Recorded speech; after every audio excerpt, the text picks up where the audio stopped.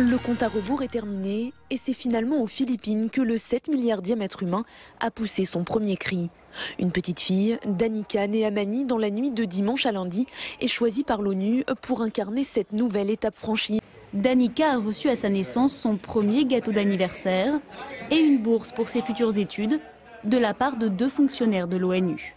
Je n'arrive pas à croire qu'elle soit le 7 milliardième terrien. Mais non, le titre serait détenu par un garçon.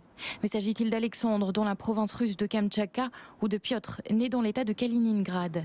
Nombreux pays se disputent la palme car ce titre est un moyen d'attirer le regard du monde sur les défis de la croissance démographique. Certains étaient convaincus que le gagnant naîtrait plutôt à Uttar Pradesh, cette ville d'Inde qui enregistre chaque année le plus de naissances au monde.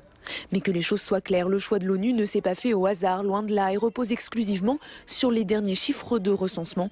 Il y a tout juste 12 ans, c'était un petit Bosniaque qui avait permis de passer la barre des 6 milliards d'habitants sur Terre. Accueilli en héros à sa naissance en 1999 à Sarajevo, encensé par la presse, puis tombé dans l'oubli.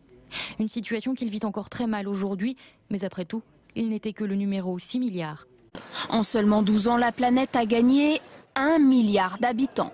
Pour l'ONU, le passage aux 7 milliards d'humains n'est pas à prendre à la légère. Des défis gigantesques doivent être relevés: nourriture, énergie, emploi, éducation, droit et liberté d'expression. Dans les 7 milliards, il y a peut-être 1 milliard qui s'en tire particulièrement bien, mais il y en a 2 milliards à l'inverse qui sont à la traîne et qui vont faire également des enfants qui seront mal nourris, mal éduqués, bref, qui reporteront le problème à la génération suivante. Aujourd'hui, la Chine est le pays le plus peuplé du monde. Une première place que devrait lui ravir l'Inde d'ici à 2020, avec près d'1,5 milliard d'habitants.